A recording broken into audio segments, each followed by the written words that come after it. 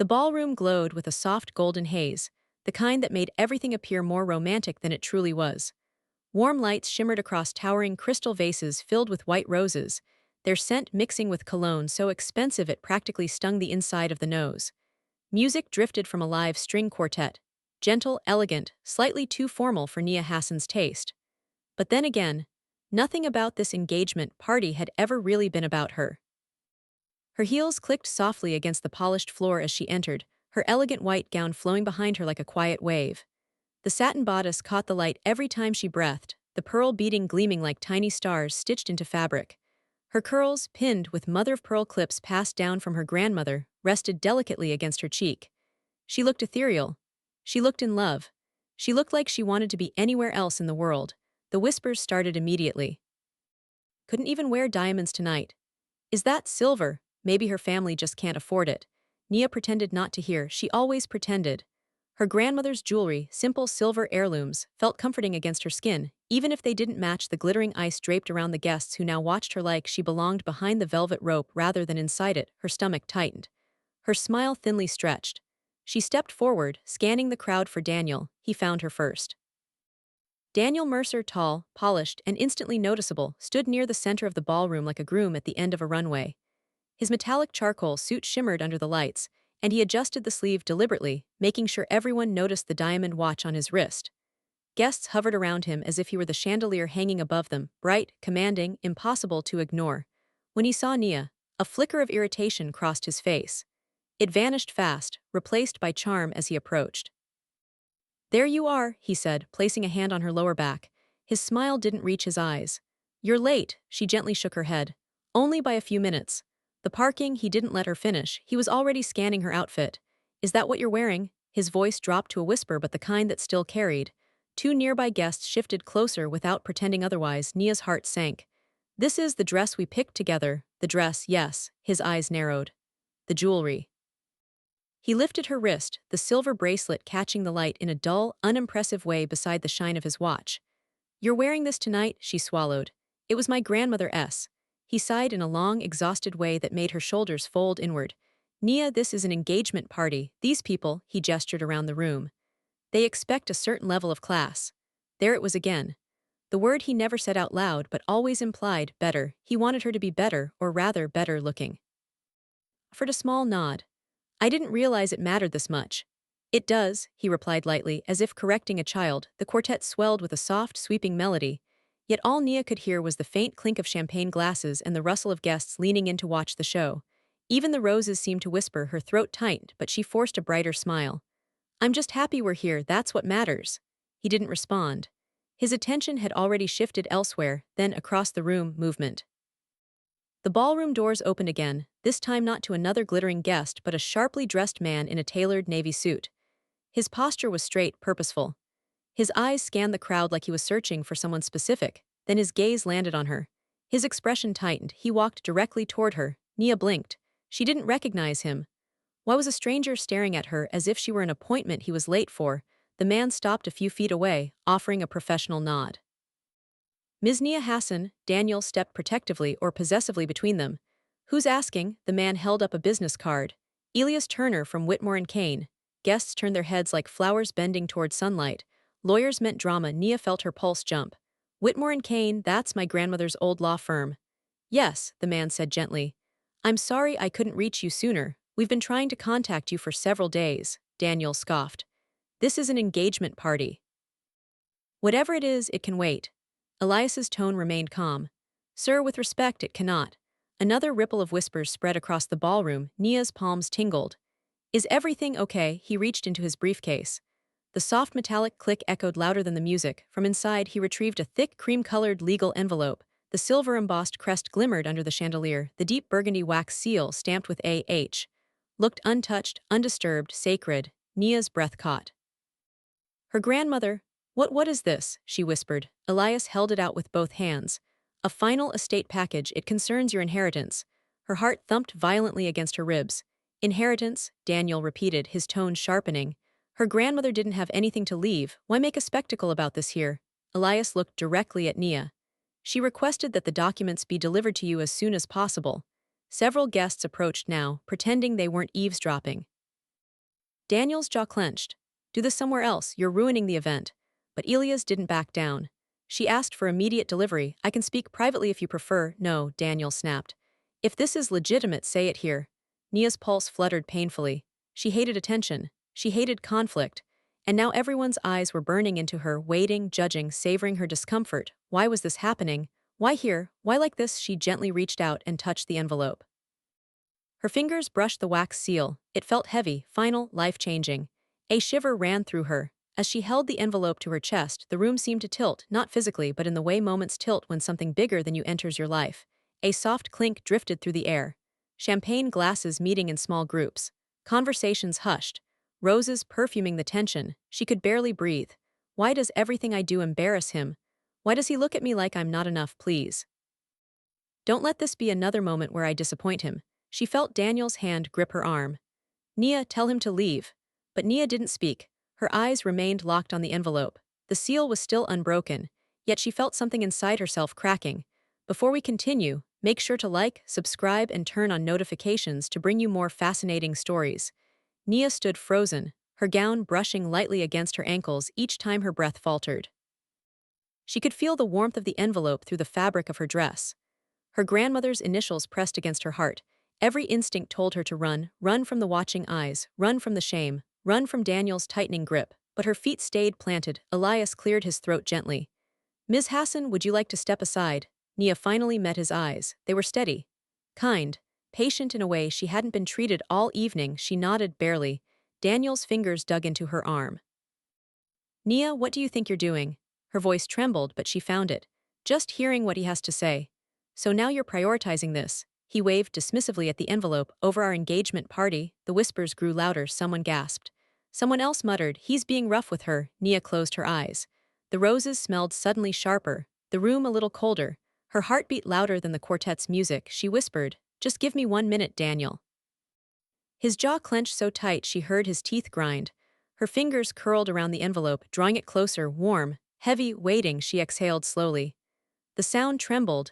Little did she know, everything was about to change, everything. The evening wouldn't end the way Daniel intended. But for the first time all night, just a flicker, a whisper, she felt something like hope. The laughter always arrived before the words did, soft at first, then louder, spreading through the crowd like ripples that reached Nia before she could brace herself. Daniel stood beside her, posture perfect, smile razor-sharp. The ballroom chandeliers threw fractured light across his metallic charcoal suit, making him sparkle in a way he clearly enjoyed. He loved attention. He absorbed it like oxygen, and tonight he wanted more. String quartet shifted into a brighter melody, something lively enough to nudge the guests into looser conversations and wider smiles. But Nia felt none of that warmth. She felt her pulse tick behind her ears. She felt the faint pressure of her grandmother's bracelet against her skin. She felt Daniel's mood changing, tightening like a storm gathering behind a polite facade. Then he saw it. A group of guests staring at her bracelet, and he seized the moment. He clapped his hands lightly to draw attention. Everyone, he said with theatrical cheer, have you seen Nia's jewelry tonight? Her heartbeat stilled, her fingers curled. Oh no, not again. 2 women approached, curious, their gowns shimmering with thousands of crystals. One of them lifted her own hand, the diamond on her finger almost offensively large. What brand is it, Nia? She asked innocently. Before Nia could answer, Daniel laughed loud, crisp, slicing. Oh, don't ask her that, he said, waving a dismissive hand. She can't possibly afford real diamonds. Laughter erupted, actual laughter. It hit her like a slap. The popping of camera flashes sounded behind her, little white bursts of light exploding in her peripheral vision. Phones rose discreetly, pretending to capture the Daker but actually recording her. Her face. Her humiliation. The scent of overly sweet perfume mixed with the salt forming at the corners of her eyes. She blinked it back quickly, terrified one tear might trigger a flood. Daniel continued, enjoying himself. I told her she should borrow something nicer for tonight, he said, but she's sentimental about that silver jewelry. He leaned in, lowering his voice just enough that only the nearest guests heard, but loud enough that they'd repeat it. You know how some families are. Nia swallowed the burn in her throat. Don't react. Don't make it worse. Don't cry. Her smile trembled. Daniel, please. He squeezed her hand suddenly, painfully. Just a joke, he said under his breath. Smile. So she did, because she didn't know what else to do. Her grandmother's bracelet felt like it was burning her wrist, not because it was cheap, but because it didn't belong in this world where price tags mattered more than heartbeats. A photographer approached. "Can I get a shot of the beautiful couple?" "Of course," Daniel said, stepping forward and pulling Nia beside him. The flash exploded and exploded again. "Lift your hands," the photographer instructed. "Show the ring." Nia reluctantly did. Daniel grabbed her wrist and subtly rotated it so the silver bracelet was visible. His smile widened. "There," he said to the photographer. "Get the whole picture." Her cheeks burned, her throat tightened, her heart sank lower and lower. When the photographer stepped away, Nia inhaled shakily. The smell of perfume, sickly sweet, suffocating, seemed to thicken around her. "I should defend myself, but maybe staying quiet will keep the peace. Just breathe, Nia. Pretend it doesn't hurt as much as it does." Someone touched her shoulder lightly. "Oh honey," a woman cooed, "you're brave for wearing something so modest." Another chimed in, "Maybe Daniel can upgrade your jewelry after the wedding." And another, giggling, "If she's lucky." Daniel loved every second of it. He wrapped an arm around her waist, overly tight like she was a prop. "We'll see what I can do," he said, "as long as she behaves herself." More laughter. This time, Nia actually flinched.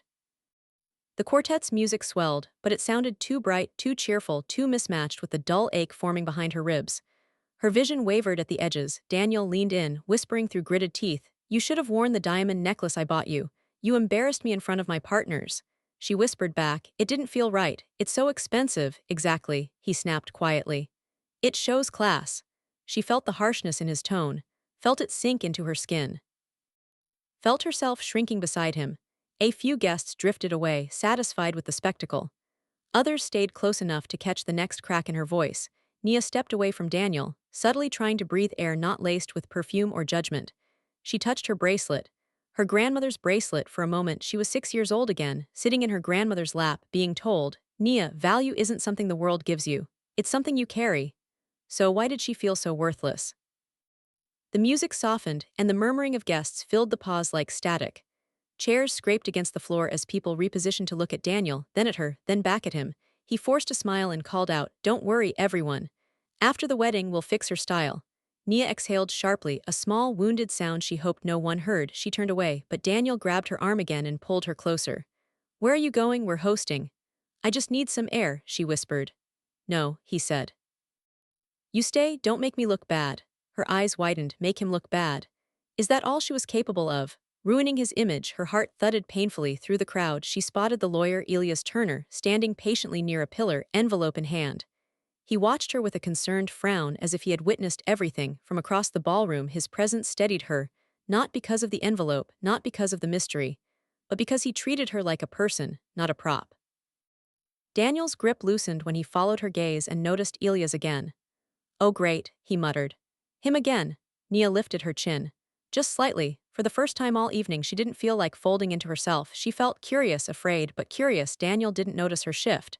He was too busy waving down his friends, eager to perform again. She stepped back from him slowly, gently, so he wouldn't notice she was creating distance. Her grandmother's bracelet glimmered faintly. The quartet swelled, flashes popped, perfume suffocated. But for one brief moment she felt her lungs expand again. She felt her heart whisper enough. She wasn't ready for confrontation. Not yet, but something inside her had cracked. Something that had been kept quiet for too long. She walked, trembling, toward Elias. Behind her, Daniel's voice rose again, boasting, laughing, basking. But she was no longer listening. She was bracing. Bracing for something she couldn't name. Bracing for a truth she hadn't expected to find tonight. Bracing for a moment that would shift the entire axis of her life. As she reached Elias, her breath steadied. He nodded once. "Ms. Hassan, are you ready?" She shook, but she nodded. She was ready, or as ready as she'd ever be, standing in a room full of people waiting for her to fail. Because deep down, beneath the trembling, beneath the humiliation, beneath the quiet ache, a new thought flickered. Maybe I don't have to stay quiet anymore. The hum of conversations shifted as Nia stepped away from Daniel's orbit, as if the entire ballroom tilted slightly, adjusting its attention from the shiny center of the universe. Daniel, to the woman who moved like she was afraid of being seen yet desperate to breathe.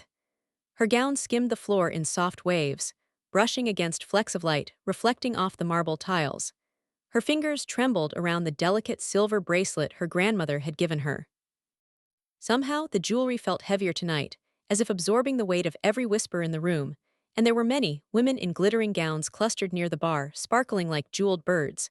They leaned in close to one another, smirking behind manicured hands. Their voices rose just enough for the comments to drift through the air like claws. That dress is definitely rented, one said, sipping champagne through glossy lips. I think her earrings came from a mall kiosk. Another added with a quiet snort. Poor thing, Daniel must be doing charity work. Their laughter tinkled like fragile glass, sharp and cold. Nia heard every word, she always did. The ballroom wasn't that loud, not compared to the pounding in her chest. The scraping of chairs as more guests angled themselves to stare at her made her stomach twist. The painful draft from the open balcony brushed her arms, raising goosebumps beneath the lace sleeves of her gown. She wished she could disappear into that cold breeze. She wished she could become air. Invisible, untouchable instead, she stood frozen in place, pretending she didn't hear a thing, her lips curved upward barely. A faint imitation of a smile. A mask she'd perfected after months of subtle jabs, micro-cruelty and jokes that were never truly jokes, but tonight the mask felt thinner. You'd think Daniel could do better, a voice murmured somewhere behind her. She's sweet, I guess, but look at her. Sweet, a euphemism for plain, average, not good enough. Nia swallowed hard, her throat burning like she'd breathed in smoke instead of air. Why am I letting them reduce me like this? Why am I standing here pretending I don't feel it? She closed her eyes for half a second and forced them open again. Don't cry, not here, not in front of all these people. She heard the rustle of expensive fabric as several women approached her. They moved with the confidence of women who had never questioned their worth, who had never been made to feel small for something as simple as the jewelry they wore. One of them, wearing a gold sequined gown that sparkled like sunlight trapped in metal, placed a hand on Nia's arm. Too pitying, too sweet. Darling, you look lovely, she said. Daniel must adore you so much. Nia forced a polite smile. Thank you, I'm glad you think so. The woman's gaze dropped instantly to the silver bracelet. Oh, is that vintage? She asked with a tilt of her head.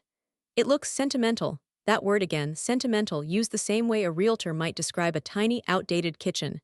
It belonged to my grandmother, Nia said softly. Another woman joined in, her perfume sharp and sugary. It's cute, simple, I guess some families can't help it. Laughter fluttered. Nia tried to keep her expression still, but her eyes stung. Her hands clutched her clutch tighter. Across the room, Daniel was entertaining another group of guests, laughing too loud, adjusting his watch every few seconds so the diamonds would catch the light. He didn't look at her once. He was thriving in the spotlight, wall-to-wall approval, and didn't even notice she had been pulled into the shadows. The women beside her continued their commentary like she wasn't even there. I really thought Daniel would choose someone more polished. Maybe she'll glow up after the wedding. Maybe he's doing this because she's easy to control. Easy to control, the words hit like a cold slap. A sudden burst of cold air drifted in from the balcony. It brushed her cheek like a warning, a reminder. A whisper from a life she once knew, quiet, gentle, nothing like this. She looked toward the balcony, the dark night air, the moonlight, the peaceful escape. She took one step toward it. Going somewhere? Someone asked behind her, amusement in their tone. Nia turned slightly, forcing a smile. Just taking a moment. But the moment was ruined before she even had a chance to take it. Daniel's voice boomed from across the floor. There she is, he called, dragging attention back to her. My beautiful fiancé, look at her, everyone. Nia froze, every head swiveled, every eye landed on her. She felt her soul shrink. Daniel strode over, placing himself at her side like a king claiming his territory. He looked around proudly, expecting admiration. But what he got instead were curious glances. Raised brows, snickers. A nearby guest whispered, is he showing her off or scolding her? Another murmured, why does she look terrified? Daniel didn't hear them or didn't care.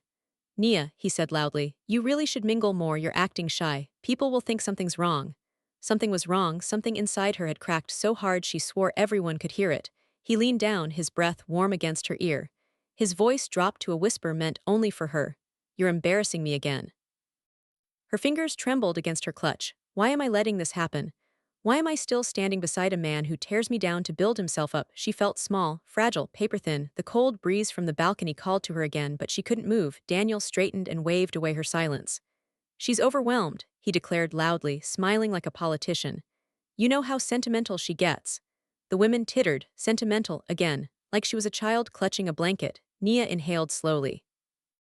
The air tasted faintly like roses, thick and suffocating now. The music swelled, but it couldn't drown out the whispering. She's not wearing designer anything. Her dress is probably off the rack. I heard her grandmother left her nothing. I bet she doesn't even know what a trust fund is. Their words stacked on top of each other, each one heavier than the last. She felt her knees wobble. She felt her breath catching. She felt her throat closing around unspoken words. The cold breeze hit her again, harder this time, as if urging her to wake up, and then across the room, she spotted Elias Turner, the lawyer, still waiting, still holding the envelope, still watching her with quiet concern. Her breath steadied, not because she understood what was happening, but because someone finally saw her pain, not her appearance, not her jewelry, not her status. Daniel noticed her gaze drifting. He tensed. "What's wrong with you?" he muttered under his breath. "Stop looking at him." Nia turned back to him, her expression soft but her heartbeat strong. She didn't speak. She didn't have to. Something inside her had shifted. A tiny, quiet rebellion, a whisper of strength, a spark. Daniel didn't notice that her posture changed, that her shoulders didn't slump this time, that her chin lifted barely, just a fraction. He only noticed that she wasn't clinging to him like she usually did. He frowned. She breathed. And for the first time all evening, she felt something besides humiliation. She felt the beginning of clarity, the beginning of something new, something brave, something that would change everything. The room shifted again, subtle but unmistakable. A hush spread through the guests as Daniel, sensing the spotlight drifting away from him, raised his glass and tapped it with sharp, impatient flicks of his ring. The clinking sliced through the music, through the murmurs, through the fragile breath Nia had just begun to regain. Guests turned, the quartet softened, the air thickened. Nia felt her heart drop into her stomach. Daniel was preparing a toast, and everyone knew Daniel's toasts were never really about celebration. They were performances. She watched him climb one step onto a small platform near the champagne tower, adjusting his metallic charcoal suit jacket as though stepping onto a stage. His posture sharpened, his shoulders squared, and the diamond watch caught the light again, because he made sure it did. "Ladies and gentlemen," he called, his voice booming with self-importance, "thank you for being here to celebrate the future Mrs. Mercer." The crowd applauded politely.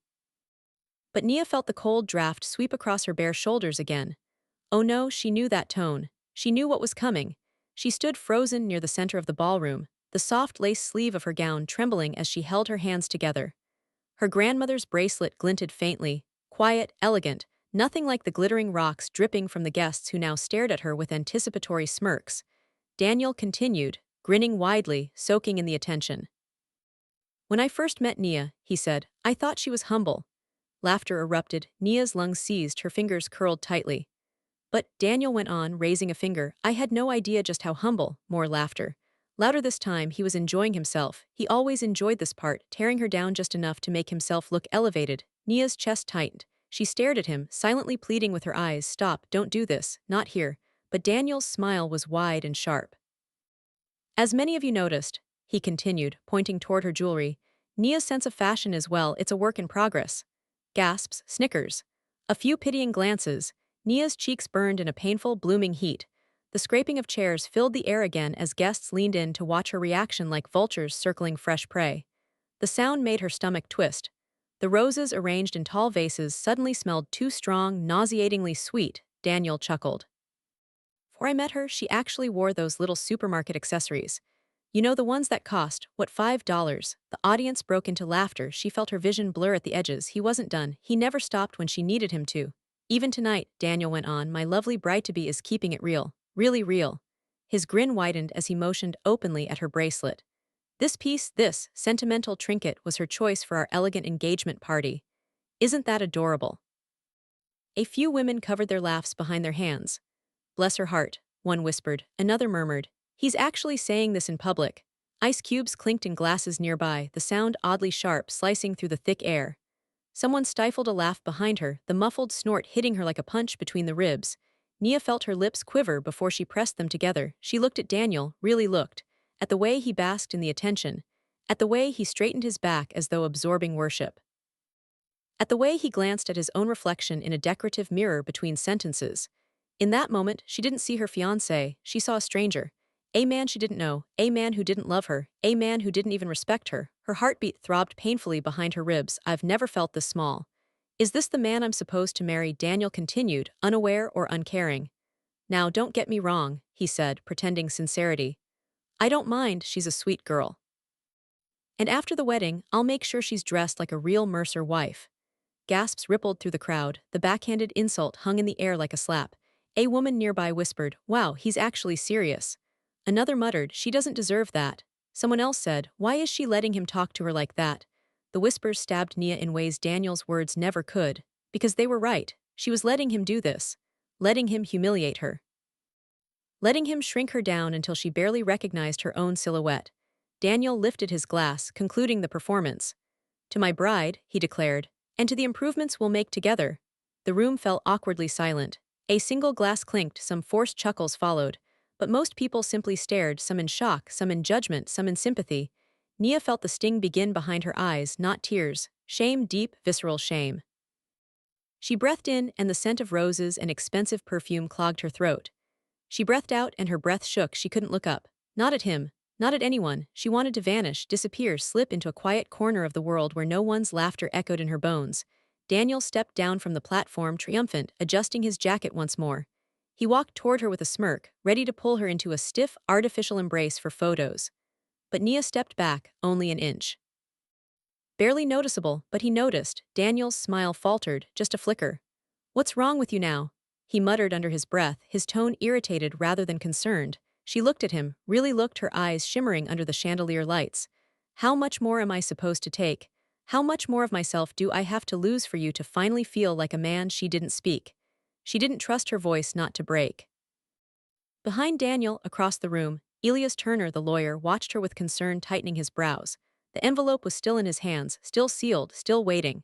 And for the first time since she stepped into the ballroom, Nia felt something inside her shift again. Not a whisper this time, not a flicker, a spark of anger, a spark of self-respect. A spark of realization. She wasn't being dramatic, she wasn't being sensitive, she wasn't imagining things, she was being humiliated intentionally. And for the first time, she wasn't sure she could forgive it. She wasn't sure she should. Daniel turned back to the crowd, already resuming his role as the adored center of attention, completely oblivious to the storm building behind Nia's eyes. But Nia felt it, the shift, the spark, the first thread of courage pulling itself loose. Tonight would not end the way Daniel expected. Tonight, something bigger than humiliation was being set in motion. Something he could never control. The ballroom felt louder now, though not because the music had changed. It was the pressure. The whispers. The weight of eyes grazing over Nia like greedy fingertips, hungry for the next crack in her composure. Her breath came shallow, brushing softly against her lips as she moved away from the center of the room, the lace along her sleeves trembling with each step. She reached the quieter side of the ballroom, near a row of tall windows where moonlight poured in uninvited, silvering the edges of her gown. The cool night air seeped through the glass and brushed against her overheated skin. She closed her eyes for just one breath, hoping, begging that somewhere in this room she could find a pocket of space where her heartbeat wasn't a painful drum against her ribcage. But there was no silence. Not tonight. Daniel's voice followed her like a shadow. "Nia, where do you think you're going?"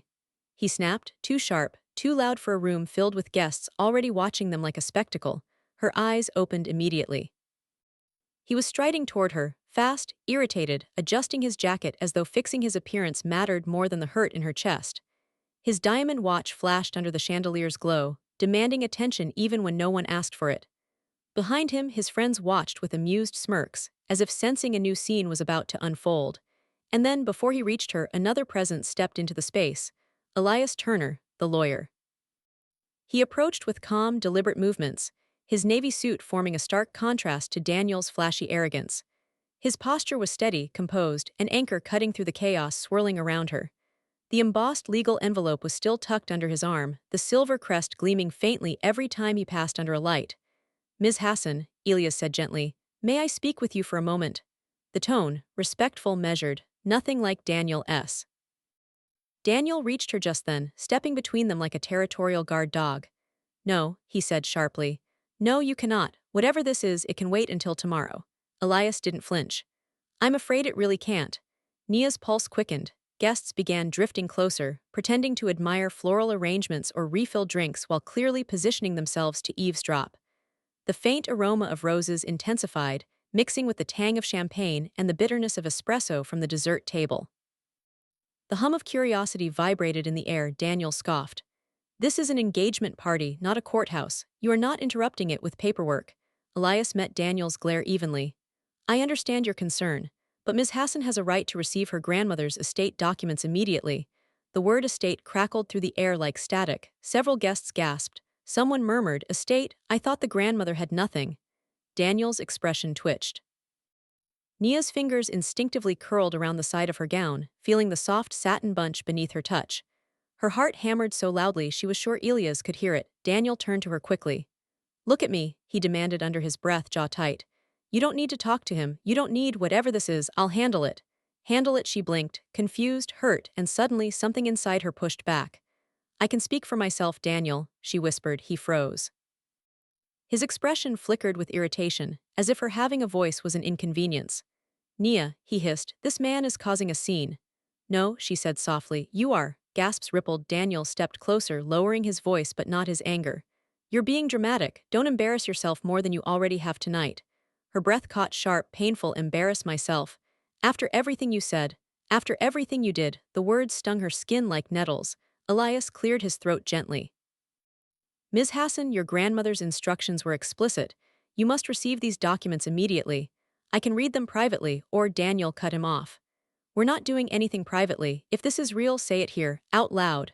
The guests sucked in breaths. Elias's brows lifted. Sir, this concerns her personal. Say it here. Nia stiffened. She looked at Daniel and saw a man desperate for control, desperate to maintain his image. Desperate to prevent attention from shifting away from him for even 1 second. And in that desperation she saw fear. A new sensation rose in her chest, cold at first, then warm, then steady. Slowly, quietly she spoke. It's fine. Say it here. Daniel grinned, triumphant, as if he'd won something. But he didn't see the way her spine straightened. He didn't hear the shift in her tone. He didn't notice the spark building in her eyes. He didn't realize she wasn't protecting him anymore. The room fell deathly silent. Elias nodded. He reached into his briefcase. A metallic click echoed in the quiet. The crisp rustle of paper followed. He drew out the estate envelope. The wax seal glimmered under the chandelier lights, deep burgundy, pressed with the initials A.H. Nia's throat tightened. Her grandmother's touch was still in that seal, still in that weight, still in that moment. Elias held the envelope in both hands, then looked at her softly. Ms. Hassan, he said, your grandmother left specific instructions for the distribution of her estate. We attempted to reach you, but it appears, Daniel barked a laugh, too loud, too nervous. Estate, what estate? Her grandmother lived in a tiny apartment. Gasps again. Someone whispered, that's rude. Another murmured, why does he sound scared? Elias ignored Daniel completely. He extended the envelope toward Nia. This is yours. Her fingers reached forward, trembling, hesitant, fragile. But she touched it, she held it, and instantly she felt the weight. Not just physical weight, emotional weight, history, secrets, truth. Elias continued, before I proceed, Ms. Hassan, I want to ask one last time, would you prefer this be discussed privately? Nia stared at Daniel, at the man who had belittled her, mocked her, humiliated her, crushed her. She looked back at Elias. I want to hear it, she whispered, her voice cracked, but it was steady. She didn't look away, she didn't shrink, she didn't break. Daniel's smile faltered, just barely. The murmuring crowd leaned in closer. Nia exhaled softly, feeling the lace on her sleeves flutter like a heartbeat. Please let this not be more embarrassment. Please let this moment matter. Let it mean something. Please let this be the shift I need, the breath I've been searching for all night. Elias opened his mouth to speak. But before he could say a single word, Nia realized something. This moment, this choice, this stillness, it belonged to her, for the first time all night. For the first time in a long time. And she wasn't afraid of it anymore. The room had fallen into an unnatural stillness, the kind that didn't just quiet a crowd but froze it. Every whisper, every shifting chair, every stifled chuckle from earlier in the night had vanished. Even the quartet paused between songs, bows suspended above strings as though sensing a storm passing through the ballroom. All attention was locked on Nia, and the envelope she now held. Her fingers traced the raised wax seal, a deep burgundy pressed with A.H. her grandmother's initials. Nia Hassan. A woman who had loved her with warmth so deep it felt like sunlight. Nia swallowed, the faint hum of the chandelier above vibrating down her spine. She felt the ballroom heat gathering at her neck, yet her palms were cold against the envelope's textured surface. The edges were worn, slightly frayed, as though handled with care over many days before finally arriving in her shaking hands. Elias Turner stepped closer, not invading her space, simply grounding her presence with quiet confidence. His crisp navy suit contrasted starkly with Daniel's glittering arrogance. The faint scent of paper and ink drifted from the envelope as he gently loosened the flap. Ms. Hassan, Elias said, voice steady enough to slice through the tension, this envelope contains the full disclosure of your grandmother's estate. Gasps fluttered like startled birds through the crowd. Daniel scoffed, but the sound lacked the sharpness it usually carried. His smirk twitched, unsteady. Let's not drag this out, he snapped. What estate? Just say what you came to say so we can get back to celebrating our engagement. His tone cut through Nia like ice. Our engagement, the words didn't feel right anymore. Not after tonight. Not after the cruelty wrapped in every polished smile he'd flashed. Still, Nia held her breath as Elias carefully peeled the wax seal, soft tearing. The sound seemed unnaturally loud, final, like a curtain rising. Inside the envelope, a thick stack of legal documents rustled, a weight much heavier than simple paper. Elias unfolded the first sheet. As executor of the late Nia Hassan's estate, he began, I am here to formally notify Ms. Nia Hassan that her inheritance is officially active. Another wave of shock swept through the ballroom. Nia blinked rapidly, trying to process the words. Inheritance, active, tonight. She opened her mouth slightly, but no words came. Only a tremor of breath. Her heart pounded beneath her pearl-beaded bodice, echoing in her ears. Daniel forced a laugh too loud, too brittle. An inheritance, he said. Really, her grandmother lived in a rent-controlled apartment. This is ridiculous. Elias didn't acknowledge him. His calmness only made Daniel's confidence waver further. Your grandmother, Elias continued, addressing Nia, held assets that were legally undisclosed for years. She requested absolute privacy, which the firm upheld until her passing. Nia's breath hitched. Grandma, you kept secrets. Guests leaned closer, forming a semicircle. The scent of roses thickened, as if the room itself was holding its breath. Somewhere behind her, someone dropped a cocktail napkin, the faint flutter loud in the stillness. Elias lifted another document. This is the notarized inheritance letter. It confirms that Ms. Hassan is the sole beneficiary of the Hassan family trust. Nia felt the ground shift slightly beneath her heels. Sole beneficiary. A murmur rippled through the crowd. That can't be right, someone whispered. She never said her family had wealth. Oh my God, is she rich? Daniel's jaw tensed. This is absurd. Just read the details and let's move on. Daniel, Elias said calmly, not turning his head. I would advise you to allow me to proceed without interruption. The restraint in his tone was razor-sharp. Daniel stepped back imperceptibly. Elias turned to the next sheet. This document is an itemized list of assets held in Ms. Hassan's name. It includes, he paused, scanning the page, even his expression softened with disbelief. 4 residential properties, 3 commercial buildings, international investment accounts, and a trust fund valued in the multimillions. The room erupted gasps, choked breaths. A glass clinked violently against a table. Nia staggered slightly. Elias reached out, not touching her, just steadying the air around her with his presence. What? She whispered. That can't be how. Her grandmother, gentle, humble, living simply, cooking lentil soup and mending clothes with her own hands, had left her this. Her eyes burned, not from humiliation this time, but from confusion, shock, and the warm ache of a love she'd underestimated. I don't understand, Nia whispered. She never told me she had anything like this. Elias nodded softly. Her instructions were explicit. She wanted to ensure you were taken care of. And she wanted the truth revealed only when you were ready, even if that meant tonight. Tonight, of all nights, Daniel surged forward, panic sharpening his voice. You're saying she, Nia, is worth millions? No, this is some kind of mistake. Nia felt the crowd shifting now, not whispering about her jewelry, not mocking her gown. No, now they stared at her with wide eyes, their judgment dissolving into awe. Elias lifted the final sheet. Here, he said, tapping the page lightly, is the certified disclosure confirming that Ms. Hassan's net worth has been updated in the National Registry as of this evening. The words hung suspended in the space between them. Her net worth, updated, tonight. The chandelier hummed overhead, the lights casting soft gold glimmers across the documents. Someone in the crowd accidentally dropped a fork in stunned silence, the metal clatter slicing through the air. Nia's breath shuddered. Grandma, why would you wait until now? Why would you hide this? And why do I feel like you knew something I did? Daniel's face drained of color. He stepped toward Elias, voice cracking. This is unbelievable. You should have told me her fiancé privately. We make decisions together. I have a right to. You have no legal right, Elias said firmly. None whatsoever. Silence. Then he turned the page toward Daniel. There is a privacy clause confirming that Mr. Mercer cannot access or influence any aspect of the estate, under any circumstances. Daniel's mouth fell open, whispers exploded behind them. Oh, he's done for. He thought she needed him. She's the wealthy one, serves him right. Daniel's hands trembled. He looked at Nia not with love, not with embarrassment, but with something rawer, fear and anger. Nia, he hissed, stepping closer. Why didn't you tell me about this? She stared at him, really stared, her heartbeat steadied, her breath cooled, her fear dissolved into something stronger. I didn't know, she whispered. He blinked. You, he laughed nervously. You didn't know? You must have known. You must have. Why would she leave all that to you? Because she loved me, Nia said softly. Daniel flinched as if struck. Elias closed the folder, hands steady. Ms. Hassan, he said. If you'd like me to continue, I can outline each asset in detail. Nia nodded faintly, tears collecting at the corners of her eyes, not tears of shame, tears of truth, tears of realization. Everything she thought she knew about tonight, everything Daniel made her believe. Everything she allowed herself to feel, it was all shifting.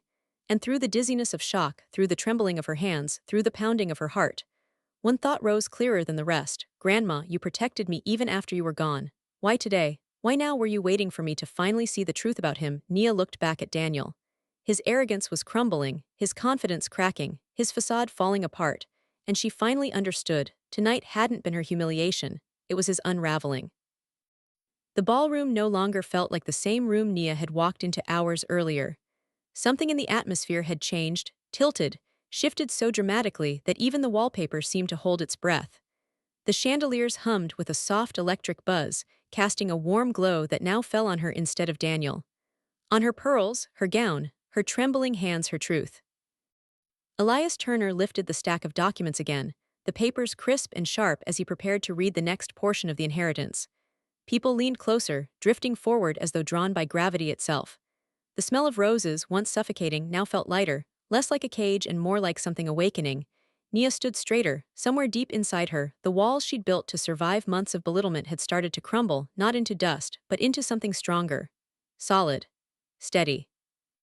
Unshakable. Daniel, however, looked as if someone had just pulled the ground from under him, his jaw clenched. His chest rose and fell too quickly, like a man drowning in air.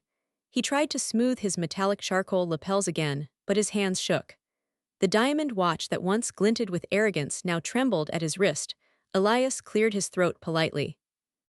If I may continue, he said, glancing around the now silent room before returning his focus to Nia, I'll read the itemized assets listed under the Hassan family trust. Daniel blurted, this is ridiculous. But the crowd, once enamored with him, turned, sharp eyes, raised eyebrows, a few smirks. His protests fell flat against the shift in the room.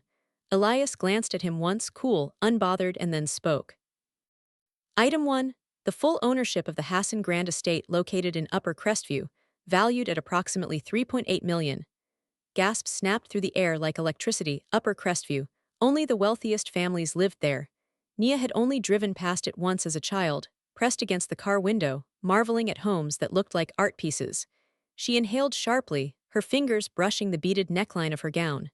Her grandmother had owned one of those mansions. Daniel's eyes widened.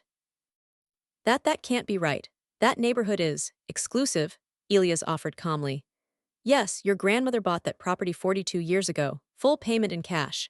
A murmur rippled through the crowd. Nia felt her knees weaken. Grandma cash 42 years ago, her childhood memories twisted in her mind, her grandmother clipping coupons, patching clothes, refusing to buy herself anything new. It hadn't been poverty, it had been humility, intentional, protective, wise. The realization stung her heart, warm and bittersweet. Elias moved to the next page. Item 2, 3 commercial buildings in downtown Eastbridge. Combined value approximately $5.2 million. Someone audibly whispered, my God. Nia's breath caught. Eastbridge, that was the heart of the city, the financial district. Those buildings were practically gold. Daniel's face drained of color, his mouth parting slightly as he struggled to speak. Elias continued.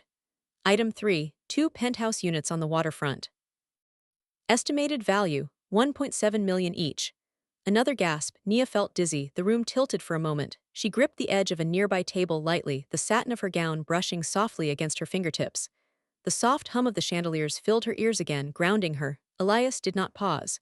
Item 4. International investment accounts, including dividends in Paris, Dubai, Toronto, and Cape Town. Current combined valuation, $9.4 million.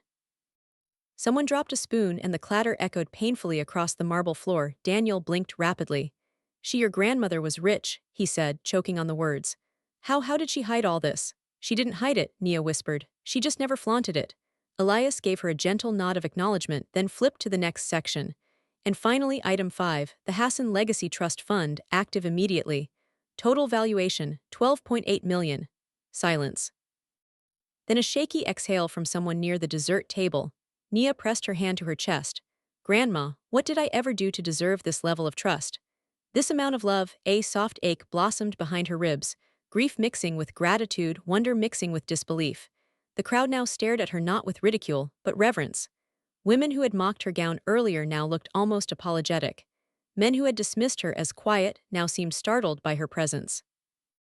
She was no longer invisible, no longer insignificant, but she also didn't feel like she needed their admiration. She just felt awake. Elias lowered the papers slightly. There is more, he said gently, but I believe these are the core assets.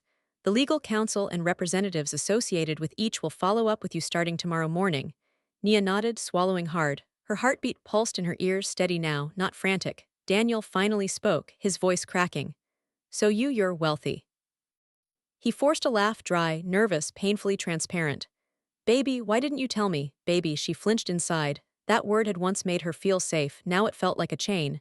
I didn't know, she repeated softly. Daniel stepped closer.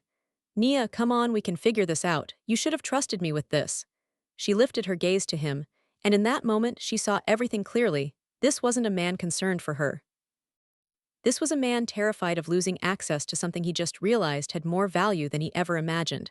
The truth settled over her like a soft, cold snowfall. He'd never protected her. He'd protected his image, his ego, the fantasy of a woman he could shape, diminish, and control. Elias's voice sliced through the silence again. Ms. Hassan, he said carefully, your grandmother wrote a personal note in the inheritance letter. Would you like me to read it aloud? Nia's breath trembled. A note. From Grandma, her chest tightened painfully, her throat constricting with emotion. She nodded. Elias unfolded a smaller, handwritten page. The soft scratch of paper echoed through the stunned ballroom. He read, My dearest Nia, you are far more than the world has allowed you to believe. I lived humbly so that others would value you for your heart, not your inheritance. If someone ever makes you feel small, walk away. Everything I saved for you. Choose yourself, always. Grandma Nia's hand flew to her mouth. Tears finally spilled over, hot, silent, unstoppable. Daniel stared at her, stunned. The crowd stood frozen. And deep inside her, something broke open, something healed, something ignited. Her grandmother had known. She had known Nia's worth even when Nia didn't. She had known her granddaughter's heart. And she had known that one day Nia would need a moment like this, a truth like this, a strength like this. The room remained silent for several long, breathless seconds, then, a sound clink. A single champagne flute set down gently on a table. Someone exhaled shakily. Someone else murmured, beautiful. But Nia barely heard any of it. All she could hear was the words echoing inside her mind. If someone ever makes you feel small, walk away. Her grandmother had spoken across time, across loss, across heartbreak, straight into the center of this moment. Nia straightened her posture, tears glittering on her cheeks. Grandma, I hear you. The air in the ballroom had shifted entirely. The warmth of flickering candlelight and gold chandeliers now felt like a spotlight, highlighting Daniel's unraveling facade for all to see. The clinking of glasses and the soft scrape of chairs had returned, but this time they sounded hollow, like the room itself was mocking him. Every whisper, every sideways glance, every gasp seemed to converge on him, echoing the humiliation he had so eagerly handed to Nia earlier in the night. Elias Turner, calm and deliberate, held the final document in his hands. The legal envelope, now empty save for the carefully stacked pages, sat like a silent judge on the nearby table. The crowd leaned forward collectively, sensing the crescendo of the night, the moment where power would shift, where the scales would finally tip. Daniel's chest heaved. His eyes darted between Nia and the papers, struggling to reconcile the woman he thought he knew with the force standing before him. His slicked-back hair no longer commanded attention. The metallic sheen of his suit now seemed gaudy, desperate, almost pathetic. Elias's voice cut through the room, steady and unyielding. Mr. Mercer, as executor of the estate, I must formally inform you that the documents include a privacy clause explicitly stating you have no access to, or control over, any part of Ms. Hassan's inheritance. Daniel blinked. What do you mean? That's impossible. She's my fiancé. Have rights? No, Elias interrupted firmly, eyes unwavering. Under any circumstances, you are legally barred from influencing or benefiting from Ms. Hassan's assets. This was your grandmother's explicit instruction. A low murmur rose among the guests. Some whispered in disbelief, others in admiration for Nia. Daniel's face paled. His mouth opened and closed like a fish out of water, grasping for words that refused to form. The smirk he had worn earlier was gone, replaced with raw panic. Nia's heart pounded, but not with fear. It was a steady drum of vindication and clarity. The faint scent of roses mixed with the sharp tang of Daniel's cologne, now overwhelming in its arrogance, filled her senses. The soft rustle of papers in Elias' hands was hypnotic, rhythmic, confirming that justice finally was being delivered. Her internal monologue raced, fierce and electric. This is justice. Finally, someone is seeing the truth. All those times I felt small, humiliated. Tonight they see it. He cannot touch me, he cannot claim me, he cannot control my life. Daniel tried again, his voice cracking. This, you can't do this. A chair scraped sharply against the floor as a guest leaned forward, eyes narrowed. Whispers of incredulity and judgment spread like wildfire. He thought he owned her. Finally, she's free. He can't touch her fortune. Daniel's confident posture collapsed. He shifted from one foot to another, frantic, his hands trembling slightly as he adjusted his gold-trimmed shoes. Nia noticed the tiny tremor in his hands, the subtle sign of someone realizing the rules had changed and they were no longer in control. She inhaled slowly, feeling the lace of her sleeves brush against her forearm.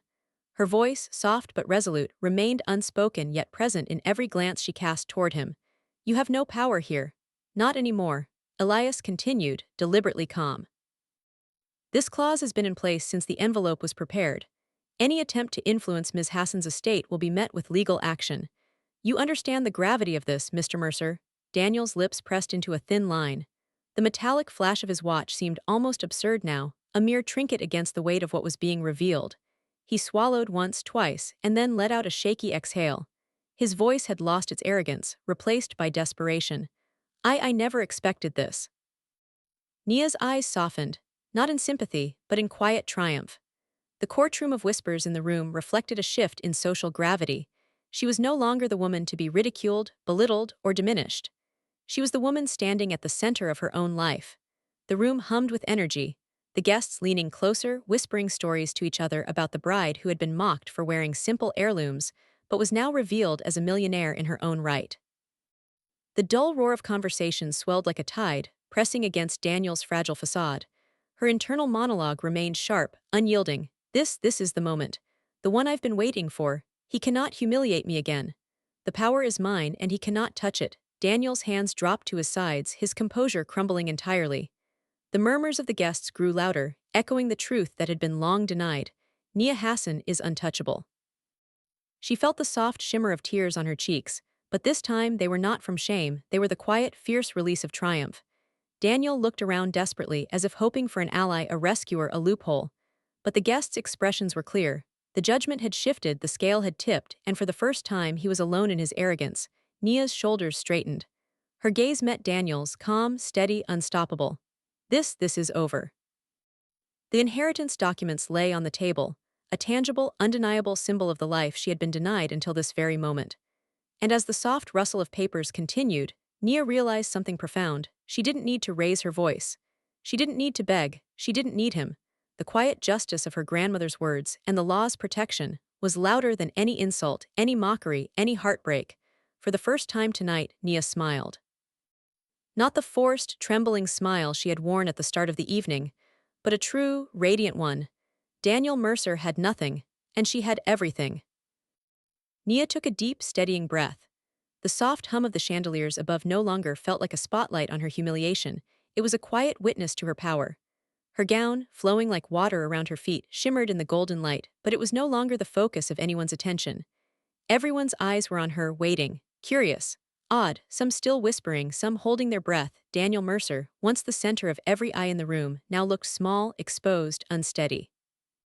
His metallic charcoal suit, once dazzling, now seemed garish and desperate under the judgment of the crowd. The diamond watch on his wrist caught the chandelier light, flashing like a warning signal, but no one noticed. No one cared. Nia moved toward the microphone. Each step was measured, deliberate. The polished marble reflected her heels with quiet elegance. She felt the soft brush of lace against her arm and the faint fragrance of her own perfume, a scent now tied to confidence rather than fear. Her heart hammered, not from panic but from clarity. She had rehearsed this moment 100 times in her mind. Each iteration ended the same way, with her standing tall, speaking truth, and reclaiming herself. Tonight was no different. She adjusted the microphone, the slight feedback echoing in the ballroom like a herald.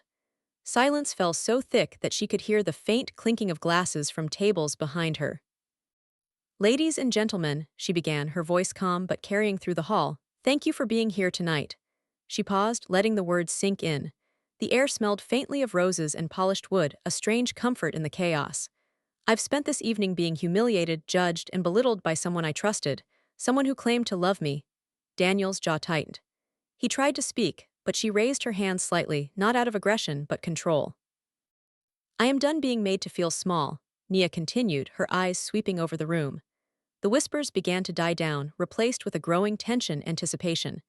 And I refuse to marry someone who sees me only as a reflection of their own ego. Daniel took a step forward, voice rising, pleading, Nia, wait, please, you don't understand. Her gaze locked on him, steady and unwavering. No, not this time. I now understand my worth, she said, voice firm, echoing slightly against the high ceilings. Will not allow anyone, especially not you, to diminish it ever again. Her hand brushed lightly over the envelope still resting on the table, her inheritance documents. They were more than paper, they were her freedom, her grandmother's protection, the tangible proof of her autonomy. Daniel's face went pale. His usual arrogance dissolved into something raw and unrefined, fear. I'm officially ending this engagement, Nia declared, her voice rising so everyone could hear. Tonight this ends, here, now. The room went silent for a heartbeat, then erupted. Gasps, murmurs, some applause not for Daniel, but for her courage. Women in designer gowns shifted uncomfortably, men whispered in disbelief. The atmosphere was electric, thick with the thrill of seeing a wrong finally corrected. Daniel stammered, his voice cracking. Nia, you can't, this isn't, she ignored him. Her gaze swept the room once more. She felt the warmth of supportive eyes, the weight of judgment now entirely on Daniel.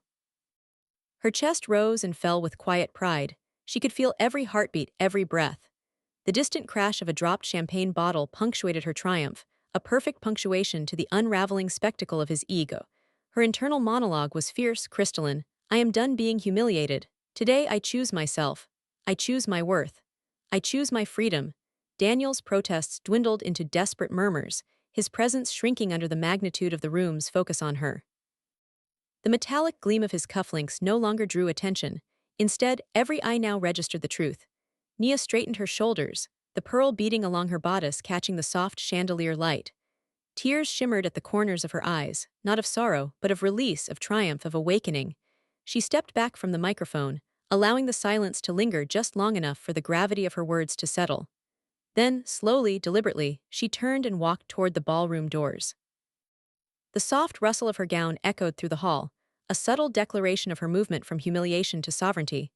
Guests shifted, some whispering apologies, others murmuring admiration. Daniel remained frozen, alone in a sea of judgment and whispers that were no longer his allies. As she reached the exit, the cool night air brushed her cheeks, a cleansing caress. The distant city lights twinkled, indifferent and beautiful. She inhaled deeply, savoring the moment of autonomy, of reclamation. Tonight she had not just ended an engagement, she had reclaimed herself. The ballroom, filled with gasps and murmurs, had witnessed the transformation. Daniel Mercer had lost his power. Nia Hassan had gained hers, and for the first time in what felt like forever, she smiled, freely, truly, unshakably. The cool night air hit Nia like a gentle wave as she stepped out of the grand ballroom. The scent of polished marble and lingering roses had been replaced by the crisp clarity of the evening, a clean slate after months. No, years of suffocating judgment. Her white gown swirled around her ankles as she walked, the soft fabric whispering against itself, a quiet reminder that she moved with her own rhythm now. Guests began to emerge behind her, tentative at first, then with increasing courage, offering apologies, small smiles, nods of respect. Some whispered words of encouragement, their voices carrying over the gentle hum of the city night. She noticed the women who had earlier whispered about her attire now hung back, embarrassed but curious, perhaps reevaluating their judgments. Daniel Mercer remained inside, a solitary figure in the grand, emptying ballroom. His metallic charcoal suit, once commanding attention, now looked absurd under the harsh white glare of the chandeliers. The diamond watch on his wrist caught the light, flashing desperately like a warning that no one heeded. His arrogance had been stripped away, leaving only the raw vulnerability of a man who had overestimated his control. Nia inhaled deeply, the night air filling her lungs with freedom, with possibility. She let herself savor this moment, each breath a declaration. She had endured, she had reclaimed, and she had emerged whole. The rustle of her gown blended with the fading footsteps of the guests. Somewhere in the distance, a taxi horn blared, but it sounded almost musical, a reminder that life continued beyond the gilded walls of judgment and pretense. Her mind wandered to her grandmother's note again. If someone ever makes you feel small, walk away. Everything I saved for you. Choose yourself always. The words echoed like a mantra, solidifying her newfound resolve. She pressed a hand to the inherited envelope tucked securely beneath her arm. It was more than paper and wax, it was a shield, a testament to the love and foresight of a woman who had believed in her long before the world ever did. Nia's internal monologue ran fierce and clear. I walked in broken, I walk out whole. Grandma, thank you. I am ready now, ready for my life on my own terms. She spotted a small group of friends gathering at the curb, their expressions full of admiration and relief. Their smiles were genuine, untainted by pretense or pity. She met their eyes, returned the smiles, and allowed herself the simple pleasure of shared recognition. Behind her, the ballroom doors loomed, closed but resonant with the echoes of the night's revelations. Daniel's protests, his shocked gasps, the rustle of inheritance papers, they were all part of a memory she could now hold without fear or regret. Nia lifted her chin and began walking toward the waiting car, each step deliberate, each movement filled with a quiet dignity. The soft padding of her heels on the pavement was a rhythm she now commanded, a heartbeat in time with her own resolve. The city lights reflected off the rain-slick streets, glittering like distant stars. For the first time, she allowed herself to feel the weight of her independence, the full scope of her inherited legacy, and the profound freedom that came from standing tall in her own truth. As the car door closed behind her, muffling the distant murmurs of the crowd, she leaned back and exhaled slowly. A sense of completion settled over her, warm and grounding. Tonight was the culmination of pain, patience, and quiet fortitude. She glanced at the inheritance envelope once more, fingers brushing the raised wax seal, and whispered softly, I will honor you, Grandma, I promise. The city stretched ahead, vast and inviting. Nia Hassan was free, unshakable, and ready. She would no longer be diminished by others, nor would she allow anyone to define her worth. Her life, her legacy, her choices, they were hers alone. The car pulled away into the night, and Nia looked forward with a small, confident smile. Did you like the story? If it inspired you or reminded you of your own strength, don't forget to like, subscribe, and click the notification bell to join us for more tales of courage, triumph, and emotional journeys. With love and respect.